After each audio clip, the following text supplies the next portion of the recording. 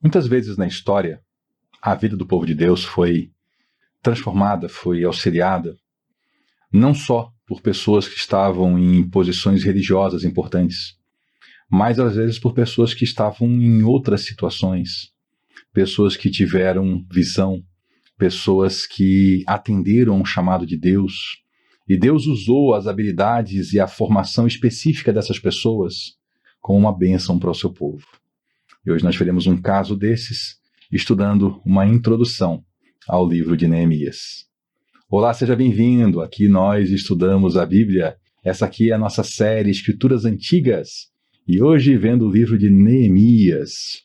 Nessa série aqui, como eu tenho feito, eu apresento para cada livro do Antigo Testamento um único vídeo, uma introdução ao assunto do livro, para que você saiba do que se trata, para que você possa se situar e então começar o seu próprio estudo. Já que hoje estamos estudando juntos o Novo Testamento e demoraremos provavelmente ainda alguns anos para chegar nessa porção aqui, mas eu queria já estimular você na leitura, então para isso servem esses vídeos. E como eu costumo dizer, sempre com aquela ênfase de olhar para esse livro com um olho no Novo Testamento, porque todo o Antigo Testamento aponta para Jesus Cristo. E nós precisamos sempre olhar o Antigo Testamento não como uma unidade autônoma, como um fim em si mesmo, mas como sempre uma grande placa, uma seta que aponta para Jesus Cristo, que é a revelação plena de Deus que nós temos só no Novo Testamento. Então vamos aqui conhecer um pouquinho desse homem, dessa história, desse livro, o livro de Neemias. Aqui nessa série eu já apresentei para você a introdução ao livro de Esdras. E Esdras e Neemias, na Bíblia hebraica, eles compõem apenas um livro, uma única unidade. De fato, é muito incomum entre os dois livros e se acredita na possibilidade de um único autor para os dois livros. E ainda que no livro de Neemias se apoie também o autor em muitos relatos pessoais de Neemias. Muitas vezes o texto está ali em primeira pessoa, está falando ele mesmo, o próprio Neemias está escrevendo. Então vamos lá, esse livro aqui ele foi composto lá 400 e poucos anos antes de Cristo. Talvez o profeta Malaquias tenha sido aqui contemporâneo deles também e tenha atuado junto a Esdras e Neemias nessa mesma época. Qual era o quadro histórico? O povo de Israel ele foi trazido por Deus do Egito, através do deserto até a terra prometida. E Deus então entregou eles a terra e colocou diante deles dois caminhos para escolherem, a vida e a morte. A vida seguir a Deus, a morte abandonar o caminho de Deus. Muitas e muitas vezes o povo escolheu abandonar o caminho de Deus. Deus, como é bom, não trouxe a morte. Ele trouxe profetas que indicavam o caminho correto, que chamavam a atenção, que apontavam os erros. O povo assassinava os profetas. E aí Deus então enviou uma profecia e disse, olha, se vocês continuarem assim, eu vou tirar todo mundo dessa terra, mandar para o exílio. E depois eu trago de volta quando vocês se arrependerem. O povo continuou assim. Veio invasões, Primeiro o norte caiu, o norte de Israel. A Síria tomou e mais tarde a Babilônia invadiu a terra de Judá, sul, e levou o povo para o exílio. E Deus anunciou por meio do seu profeta, Jeremias, que o povo ficaria 70 anos no exílio e depois retornaria, se restabeleceria em sua terra. Assim aconteceu. No entanto, o povo não promoveu assim, toda aquela restauração espiritual. Eles abandonaram os falsos deuses e nunca mais retornaram a isso, mas ainda haviam falhas severas na conduta do povo. Nada parecido com o que acontecia antes. Então, foi necessária uma reconstrução da fé em Judá. O conteúdo que é trazido para nós em Esdras e Neemias, especialmente se a gente pegar desde Esdras, abrange aí quase um século de história. As primeiras gerações que vieram, como é que aconteceu, até chegar na época de Esdras, Neemias e também, provavelmente, de Malaquias.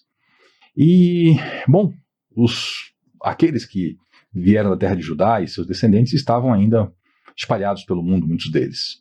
É o caso de Neemias. Neemias ele não estava de volta entre o povo de Judá. Ele estava ainda vivendo numa outra região, numa outra nação, e ele ocupava uma função importantíssima, ele era copeiro do rei. O copeiro, ele era alguém que provava da comida do rei, para saber se essa comida não estava envenenada, para saber se a comida estava bem feita. Ele conhecia o gosto do rei. Então ele poderia rejeitar um alimento e dizer assim, não, isso aqui não está do gosto do rei. Ele era um homem que, como comia ali junto ao rei, ele acabava, com o passar do tempo, a função de copeiro, a pessoa acabava contando ali com uma familiaridade do rei, uma pessoa que estava muito próxima, né? E era uma função também, assim, de grande honra. E se encontrava, então, Neemias na função de copeiro de um rei estrangeiro. E nessa função, ele foi usado por Deus para promover uma tremenda reconstrução na terra de Israel, que envolveu uma reconstrução física e uma espiritual. Para lhe ajudar a entender essa história, eu vou pegar alguns pedacinhos do texto e vou avançar, pulando diversas sessões, para lhe dar esse panorama, para que a gente juntos nós possamos entender essa história. Sempre lembrando que esse período aqui ele foi essencial para a restauração de Israel, para que Israel voltasse para o rumo, saísse da adoração de demônios, saísse também da poligamia, que era um outro problema sério, e então o povo foi se alinhando novamente aos rumos de Deus, os casamentos voltaram a se normalizar dentro da monogamia, um homem e uma mulher se unindo, sendo um só e formando uma família, o povo todo adorando o Senhor, nosso Deus, e não a falsos deuses. Nessa época surgiu também um movimento importantíssimo para a história de Israel, que é o movimento dos fariseus, que na época de Cristo muitos deles haviam já se corrompido e transformado aquele movimento de zelo pela fé num movimento de autoexaltação, que é o perigo que sempre se corre na igreja, onde pessoas de posição importante às vezes se deixam levar por essa posição e acham que eles é que são importantes e não o serviço que prestam à igreja, e começam a se exaltar, a usar, exigir títulos, até às vezes trajes exóticos que nenhum ser humano usa, são feitos só ali para o culto, né? A gente já viu pastores aí que usavam umas coisas bem estranhas, alguns que ainda usam, né? E é um perigo sempre para a igreja, então a gente sempre tem que olhar para isso também como exemplos, né? E Neemias ele foi um instrumento na mão de Deus fundamental para preparar o povo de Israel ao longo desses 400 anos em que houve um silêncio profético, nós não temos textos de profetas que foram deixados para nós. E aí então chega o Messias. Vou lhe contar aqui brevemente alguns pontos da história, né? Ele começa aqui, palavra de Neemias, filho de Acarias. Ele fala qual é o ano que ele estava, qual a época. Ele estava lá na cidade de Suzã. E aí um dos irmãos dele, Hanani, veio lá de Jerusalém, de Judá, e ele perguntou como é que estava o pessoal, os sobreviventes, né? Porque não pense que exílio, todo mundo entrou assim, em belas caravanas, carruagens e caravanas, e foi guerra. Já morreu um monte de gente na guerra. Na ida para o exílio já morreu gente pelo caminho também, né? De doença, de ferimento, de fome. Então são tratados como sobreviventes, aqueles que estavam lá. Como é que estava? E ele falou, olha, quem sobreviveu ao cativeiro, lá na província, eles estão passando por grande sofrimento e humilhação, porque o muro da cidade foi derrubado, o muro de Jerusalém, as portas destruídas, postas a fogo. E a gente tem que lembrar que na história, cidades, elas eram fortalezas. Elas eram onde o povo se escondia, onde vinha a gente do campo, inclusive, recuava em caso de guerra. E aí era essencial para toda a cidade ter o quê? Muralhas e as portas. E qual é a situação aqui? Não tem mais muralha e as portas foram queimadas. Ou seja, é uma cidade que não era mais uma cidade. E isso põe o povo em sofrimento, porque qualquer invasor, qualquer bando de salteadores vai até o coração da cidade. E humilhação, né, diante dos outros povos da região, porque ali a grande capital era praticamente um escombro naquele momento. Quando Neemias ouviu isso, ele se sentou e ele chorou. E ele passou dias lamentando, jejuando e orando ao Deus dos céus. Expressão muito comum aqui nesse livro, inclusive, Deus dos céus, né? E ele fez uma oração, ele abre o coração dele diante de Deus como um exemplo para nós também. Quando a coisa está feia, a gente tem que reconhecer que a coisa está feia e abrir o coração diante de Deus e jejuar. Então, gastar tempo ali na presença do Senhor e falar do que está acontecendo, do que passa no nosso coração. Ele faz essa grande oração, uma oração de confissão, inclusive. Ele reconhece, ó Senhor, tudo está acontecendo porque nós agimos de forma corrupta, né? Nós fizemos o que era mal e não temos obedecido aos mandamentos, aos decretos e às leis que deste ao teu servo Moisés, já que eles sim estavam sujeitos à lei de Moisés. E aí ele pede então que Deus se lembre também das palavras que foram ditas, olha, se vocês se arrependerem, eu restauro vocês. Claro que Deus se lembrava. Ele estava pedindo isso porque Deus permite que o nosso coração se expresse. E na verdade, quando a gente faz essas orações, Normalmente o que acontece é que Deus põe a gente, nós mesmos, em ação na direção de cumprir o que Deus quer. E é o que vai acontecer aqui com Neemias. Ele faz essa oração e aí um belo dia ele estava lá junto ao rei Artaxerxes, né, na hora de servir o vinho, ele levou o vinho ao rei. E ele fala que nunca antes ele tinha estado na presença do rei com um estado assim triste, abatido. E lá foi ele, né, abatido. E o rei notou e falou assim: por que você está com essa expressão, já que você não está doente?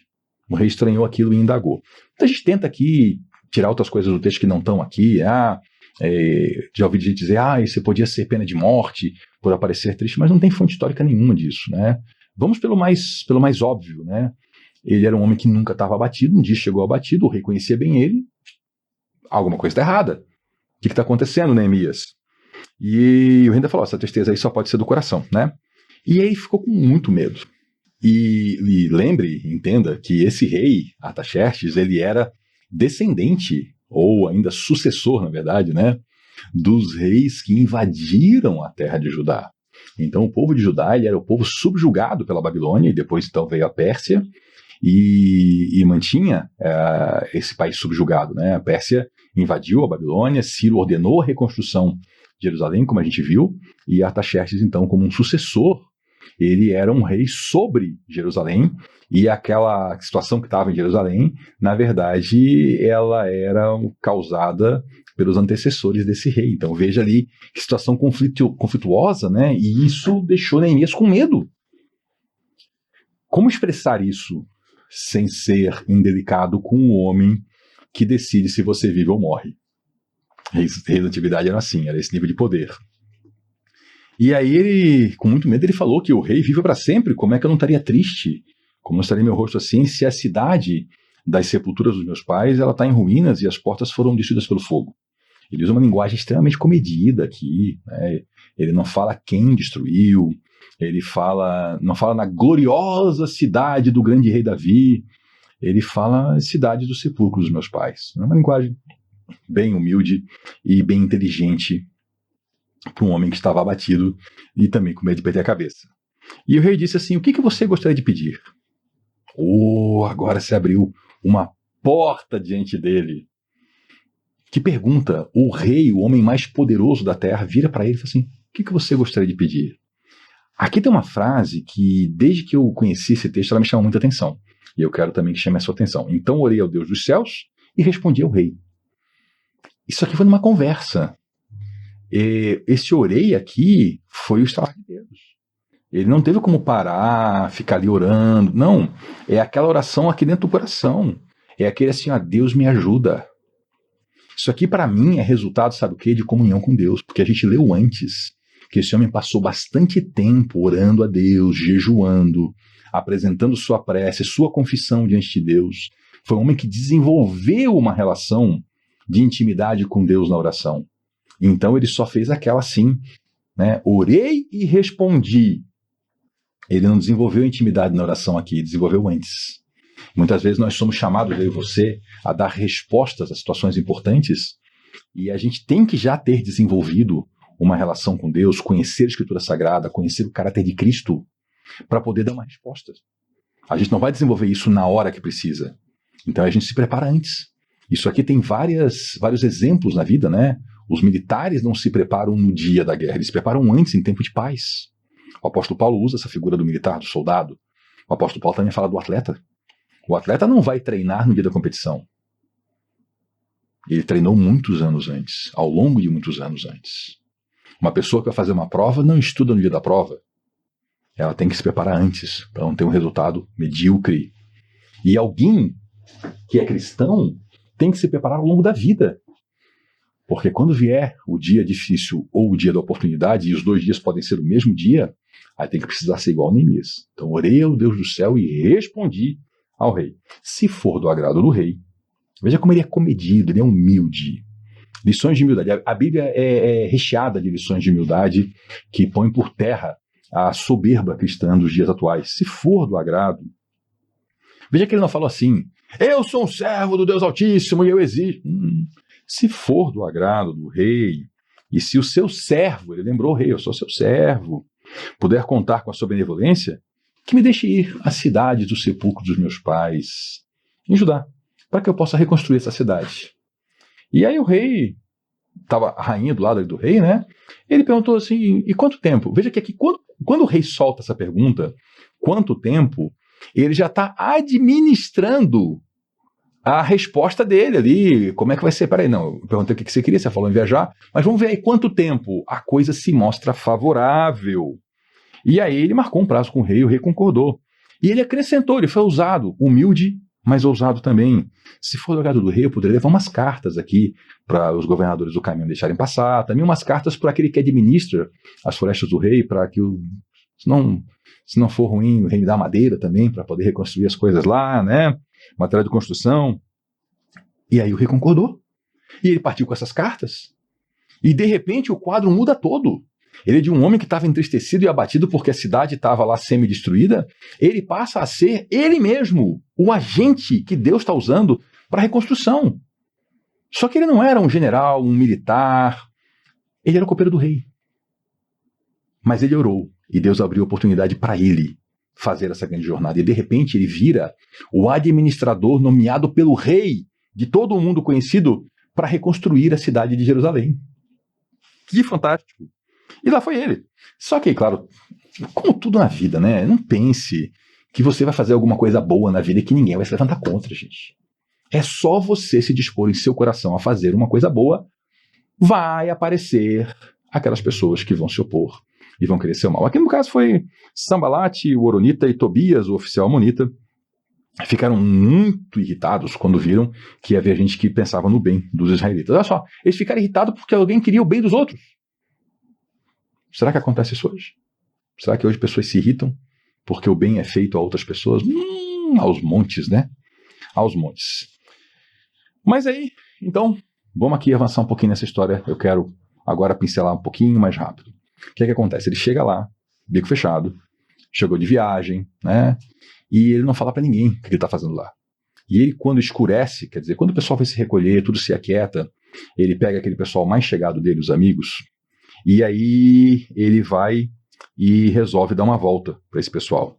Ele sai pela porta, ele vai caminhando, ele vai contornando, ele está aproveitando para fazer uma inspeção. Ele agora começa a administrar a obra. E a primeira coisa que ele faz é uma inspeção para ver o estado em que está a muralha, para saber o que ele vai fazer. E o quadro é caótico, né? Muralha derrubada, as portas queimadas, tem lugar que ele não consegue nem passar com o animal dele porque tem escombro, tem que dar a volta de novo. A coisa está feia. E aí ele chamou então o pessoal dele, dos mais chegados, e aí começou a anunciar o plano, o que aconteceu, o que o rei fez. E essa turma respondeu: sim, vamos começar a reconstrução. E se encheram de coragem para realizar esse bom projeto. Veja que tudo isso aqui que vai acontecer e vai terminar com a reconstrução da cidade, tá? Uma reconstrução física e uma restauração espiritual de todo o povo de Israel. Tudo isso começa porque um homem, sentiu seu coração ferido de dor pelo estado em que os outros estavam. Ele estava na boa. Ele estava morando no palácio do rei mais poderoso da terra. Só que o coração dele se abateu com a notícia. Ele resolveu orar a Deus. O que gerou uma reação, uma resposta de Deus, que abriu para ele uma porta, para que ele fosse o agente de mudança. E esse homem aqui foi uma das pessoas que Deus usou para mudar a história da humanidade. Copeiro do rei. Lá num outro país. Veja como é importante você se compadecer das situações e você orar. Você não sabe, mas talvez Deus vá usar você mesmo para ser o agente de mudança daquilo que você está orando a Deus. Talvez a conversão da sua família, talvez uma situação de trabalho, uma situação outra. Ore, persevere em oração como Neemias perseverou. Então, começam os trabalhos. E aí aqueles caras ruins lá que eu falei antes, né, Sambalate, Tobias e até Gesem, souberam disso e disseram que vai dar ruim, vocês não vão conseguir. Sempre vai ter alguém para dizer uma palavra ruim para você quando você for fazer algo bom. Não vai dar certo. Não vai dar certo. É diferente daquele amigo que lhe mostra onde você está errando. Aqui não. Aqui eles só queriam que a coisa realmente, que eles abandonassem. Só não daria certo se eles abandonassem. E eles falam, olha, o Deus dos céus fará com que sejamos bem-sucedidos.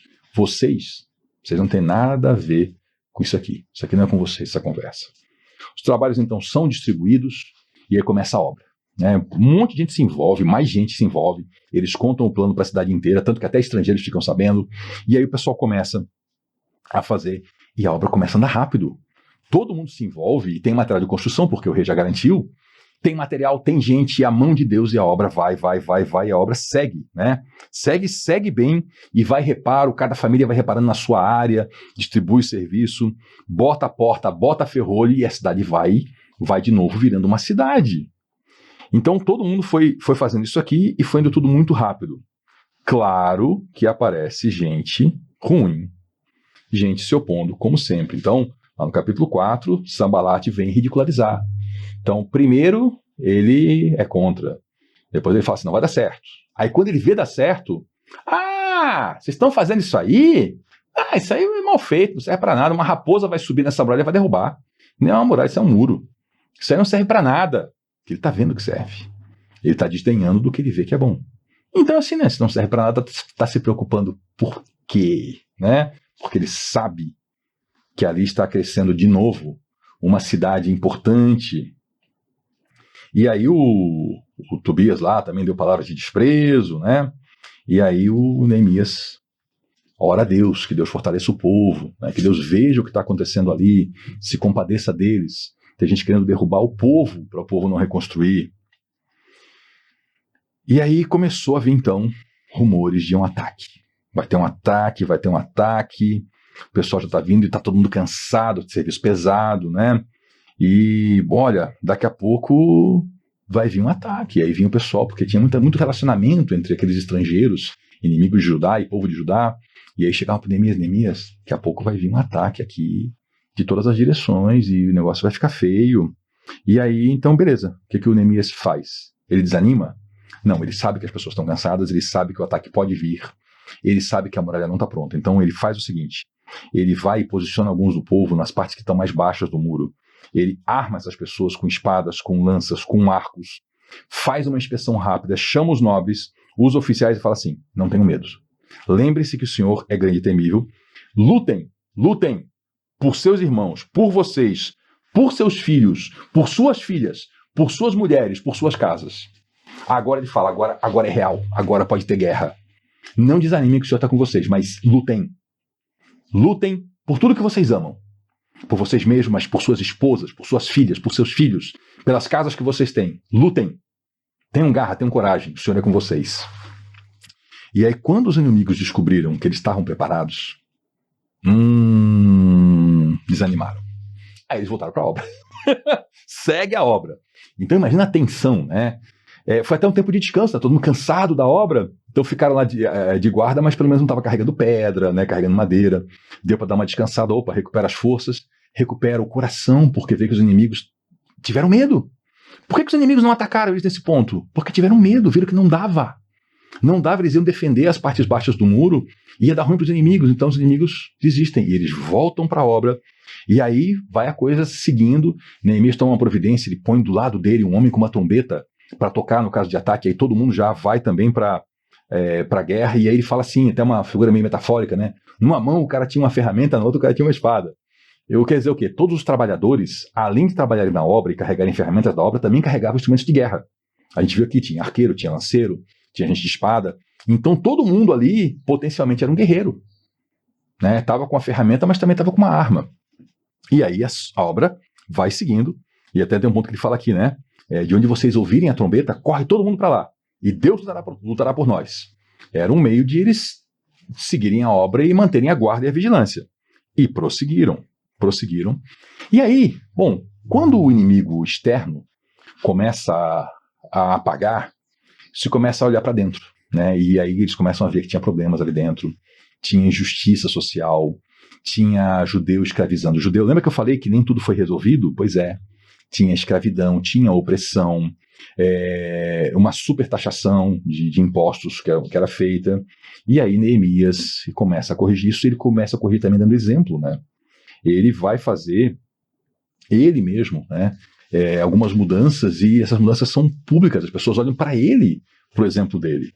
Ele não agiu da mesma maneira que os outros. Ele era o governador ali naquele momento, ele era o homem mais importante. E ele não oprimia as pessoas, ele não cobrava uma taxa para ele. Isso aqui era uma espécie de máfia, né? Sabe aquela coisa de máfia de cobrar proteção? É o que estavam fazendo aqui. Neemias não faz isso não. Ele mesmo se dedicou ao trabalho, à obra do muro. Né, botou o pessoal de confiança dele. E aqui fala um trecho, né, que eles não compraram nenhum pedaço de terra. Só que quer dizer isso aqui? Eles não eram corruptos. Que eles não ficaram se aproveitando daquela situação ali para enriquecer e comprar terra. Porque a terra era a maior riqueza daquela época. Não. Eles não. Eles estavam ali para servir. E isso vai quebrando também os outros que vêm assim, poxa, o governador que está promovendo a maior restauração que a gente já viu é um homem íntegro, não tira dinheiro dos outros, está com a mão na massa. Isso também constrange. Né? O bom exemplo também constrange. E segue a obra. Né? Mas aí os inimigos voltam. Vem de novo uma tentativa de intimidação, começam a mandar carta para Neemias e dizer, olha, vai dar ruim para você, vai dar ruim para você, vem aqui, nós vamos fazer um acordo aqui entre nós, vem aqui, nos encontra fora da cidade, porque a cidade já estava fortalecida, né? Vem cá na planície de ONU, vamos fazer uma reunião aqui de líderes. E Neemias fala, eu não, tem mais o que fazer. Eu estou aqui trabalhando na obra do Senhor, eu não tenho tempo para me reunir com vocês. Era mais ou menos assim, vocês não têm nada que me interesse. Por que eu vou parar o serviço da obra de Deus para me reunir com vocês? Não é de meu interesse. O Senhor me deu uma tarefa. Por que eu vou parar a tarefa do Senhor para dar atenção para gente que não quer saber do Senhor, não quer saber dessa obra? Eles diziam, tem coisa importante para ti aqui, vem cá. E ele não foi, e repetiram. Na quinta vez, mandaram os caras de confiança com uma mensagem, né? E aí é uma carta aberta. Carta aberta porque normalmente as cartas tinham um selo para lacrar, e ali essa carta estava aberta para todo mundo poder ver. Olha, dizem entre as nações, e Gesem diz que é verdade, que você e os judeus estão tramando, sabe o quê? Uma revolta, e que é para isso que estão reconstruindo o muro, e você vai ser o rei deles, estão dizendo que você vai se proclamar rei deles, e que você já até nomeou profetas aí em Jerusalém para anunciar que há um rei em Judá, e nós vamos contar isso pro rei, viu? Nós vamos contar isso pro rei. E aí qual foi a resposta? Neemias tentou dizer que não era, falou, não é verdade não. Vocês sabem que não é verdade.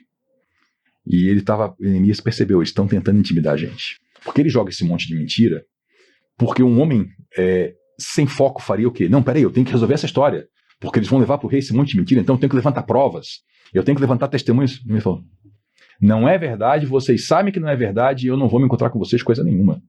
E ele percebeu, estão tentando me intimidar, estão tentando parar essa obra. E ele descobriu que tinha gente dentro da cidade que tinha até estabelecido por casamento o grau de parentesco com esses sujeitos aqui. E que ficavam levando as notícias, entendeu? Eles tinham espiões dentro da cidade. E aí ele falou, agora não. Não. Aí um desses vem assim, olha, vão te atacar aqui, te esconde lá no templo. O que é isso, esconder no templo? Era profanar o templo. Aí Neemias podia ser morto por profanação. Ele falou, o quê? Você acha que um homem como eu vai fugir? Entrar no templo para salvar a vida? Não vou não. Neemias disse que vai ficar e enfrentar. Aí desarmou o pessoal. Vocês estão vendo aqui um monte de coisa que acontece com a gente na vida, quando a gente quer fazer uma coisa certa? Gente que se opõe, gente que conta mentira, gente que faz fofoca, gente que parece que está perto da gente, mas está levando notícia para os outros virem atacar a gente. Qual é a atitude de Neemias? Foco. Ele olha onde ele tem que ir, ele percebe a missão que Deus deu para ele e fala assim, eu vou fazer isso aqui. E Deus vai lutar por nós. E eu não vou parar isso aqui para dar atenção para essas besteiras, para essas mentiras. Eu vou seguir o que eu estou fazendo. E aí, o muro ficou pronto. Em 52 dias, eles fizeram o impossível. Eles reergueram a muralha em 52 dias. E a cidade estava restabelecida como cidade, tendo a sua muralha, tendo suas portas, e os inimigos lá fora, irados, tentando intimidar e tentando jogar setas de mentiras para o pessoal ali ficar com medo. Só que aí tem um problema. O muro já foi levantado. Agora é fazer guarda. Então cada família que estava diante de uma porção do muro se tornava os guardas daquela porção ali. Agora começa uma outra sessão de Neemias. Ele põe uma lista do pessoal que voltou, as relações de quem era do sacerdote e tal. E aí acabou a reconstrução física. Agora começa uma reconstrução espiritual. Já tinha começado com Esdras, né? Aqui ele retoma. Fazem uma leitura pública da lei. Então vamos retomar aquela história que os levitas ensinam a palavra de Deus. Veja como Neemias aqui dá importância para a palavra de Deus, para a escritura sagrada. Tem gente até hoje em dia, gente insensata, dizendo que não se deve estudar a Bíblia, que deve só um dia abrir lá, botar o dedo e sair tentando interpretar. O que eles faziam aqui? Eles estavam lendo para o público.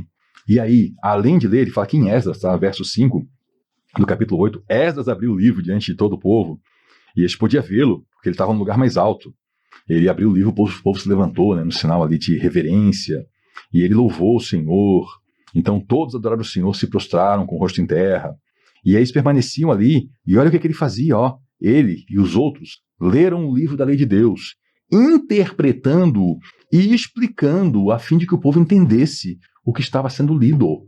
Então a própria Bíblia mostra a importância de ler, interpretar e explicar. Tá vendo? Então não caia nessa conversa que não é para estudar a Bíblia, não é, porque a Bíblia é para ser lida, interpretada e explicada. Então vamos continuar estudando aqui. Opa, segue, né? Fazem a leitura da lei. O povo se toca que está em pecado. Um arrependimento, uma confissão pública de diversos pecados. Tem toda uma renovação aqui ligada também a casamentos mistos, que eu só vou tratar com você quando eu for tratar esse livro, porque exige bastante estudo, bastante detalhe, e hoje não dá para fazer isso, porque o vídeo está ficando longo já. Né? Vem aqui outra relação, né, de pessoas que voltam. E aí tem um problema.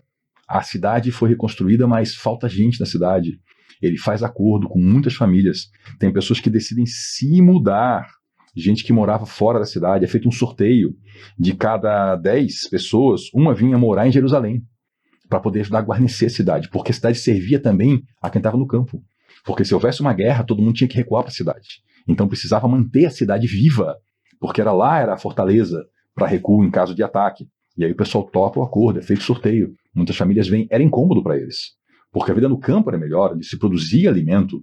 A cidade, ela realmente fica florescendo quando existe muito comércio. Mas não existia ainda, a cidade estava recomeçando, então era ruim para eles fazerem isso.